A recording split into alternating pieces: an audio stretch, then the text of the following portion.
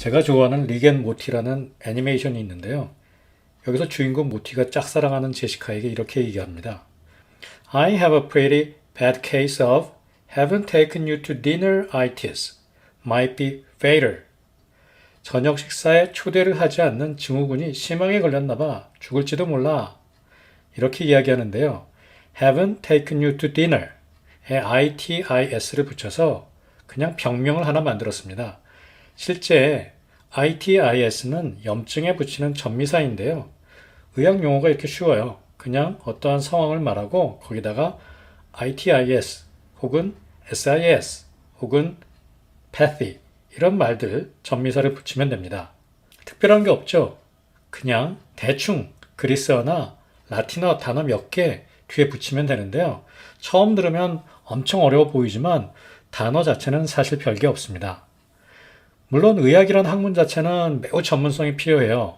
반면에 의학 용어라는 것은 그냥 단어예요. 의학은 아무나 할 수 없지만 의사 흉내는 누구나 할 수 있어요. 자신을 의사라고 속이고 실제 병원에서 의사 행세를 했던 사기꾼에 관한 뉴스가 기억납니다. 의학 용어를 독학해서 진짜 의사들과 의료봉사까지 갔다고 하니 엄청나죠.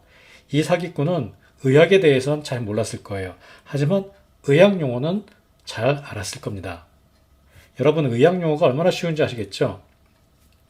포켓몬 이름을 지을 때 불속성, 불의 마법을 사용하는 몬스터의 이름을 지을 때 fire, 불 대신 pyre, 그리스어로 불을 뜻하거든요. 이런 말을 사용하는 것처럼 적당히 라틴어와 그리스어로 해당 용어를 바꾸면 돼요. 그래서 우리 아들도 포켓몬 덕분에 꽤 많은 의학 용어를 알고 있어요. 영어 단어를 많이 지금 이미 알고 계신 분들도 실제 이미 의학 용어를 많이 알고 있습니다. 잘 모르신다고요? 그렇지 않습니다. 많이 알고 계세요. 왜냐하면 영어 역시 라틴어에 기원하고 있고요. 의학 용어도 대부분 라틴어에 기원하고 있기 때문이에요. 일단 여기 antipyretics가 어떤 뜻인지 한번 맞춰보시겠어요? 단어는 문장 속에서 이해가 돼야 되고 문장은 글 속에서 이해해야 돼요. 자, 2020년 7월 Contemporary Pediatrics라는 저널에 실린 Could Fever Improve COVID-19 Outcomes? 라는 기사의 일부입니다. To date, there is no published research that shows treating fevers with antipyretics improve outcomes. 아무런 출판된 근거가 없다. 이 antipyretics 뭔지 모르죠 아직. 이걸 가지고 열 나는 것을 치료하는 것이 이 아웃컴, 이 코비드-19 치료에 관한 아웃컴이겠죠. 여기에 도움이 된다라는 근거를 찾을 수가 없다. 이런 글인데요. 문장인데요. 자, anti는 어떤 뜻인지 이미 알고 계실 거예요. 이렇게 우리가 뭐 안티펜이 있다. 반대란 뜻이잖아요. 그 pyre, P-Y-R-E. 또 아마 눈치채신 분들이 많을 것 같습니다. T-I-C-S, 맨 뒤에 붙는 tics는 약에 붙는 전미사예요. 그럼 약이라는 걸 아시겠죠? 자, 그럼 어떤 약일까요? 뭐 반대하는 건데 이 파이레만 알면 되겠죠? 파이레에 반대하는 약이란 뜻입니다. 자, 파이레는 우리가 포켓몬 할 때 방금 했었습니다. 이게 바로 해열제를 뜻합니다.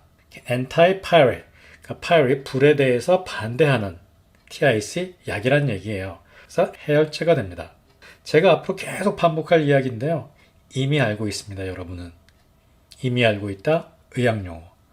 다른 단어 한번 해볼까요? hyperthermia, hyperthermia는 뭘까요? hyper는 제품명, 게임 제목 같은데 참 많이 쓰이는 단어예요. 또 쟤는 정말 하이퍼해 이런 말도 하죠. 그러면 therm은 뭘까요?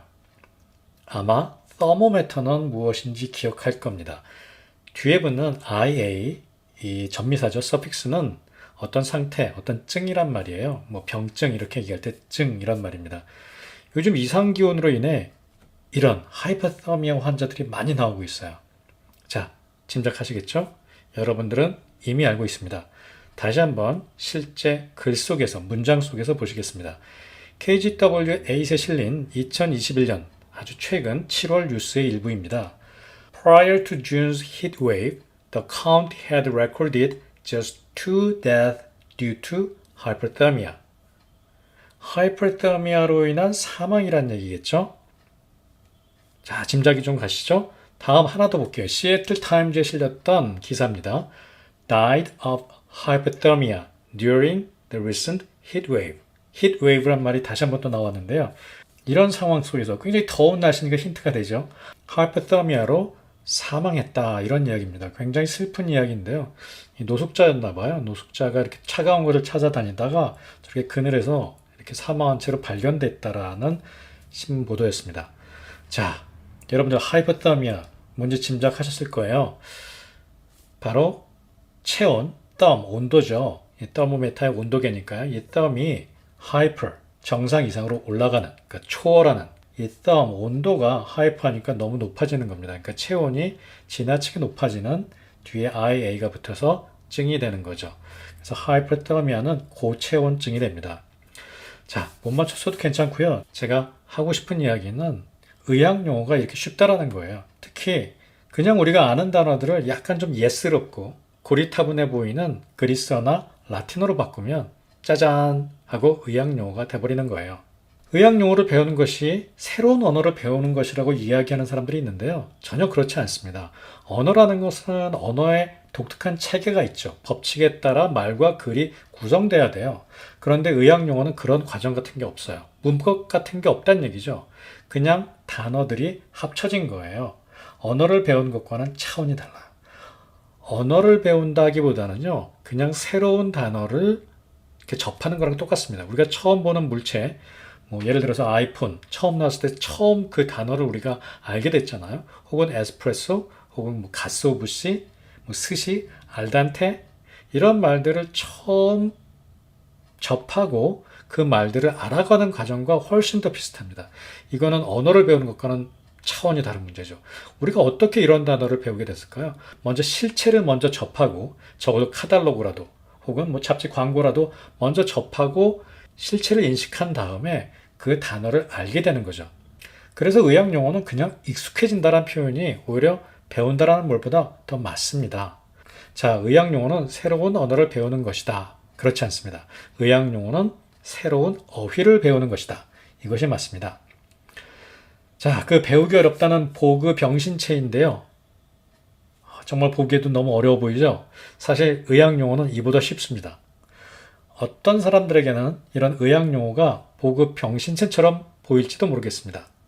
저 역시 의학에 대한 이 깊은 경외심만 좀 빼버린다면 솔직히 의학 용어도 그렇게 보입니다. 자, 정말 쉬운 의학 용어 오늘 배운 다음 두 단어로 첫걸음을 떼어보도록 하겠습니다.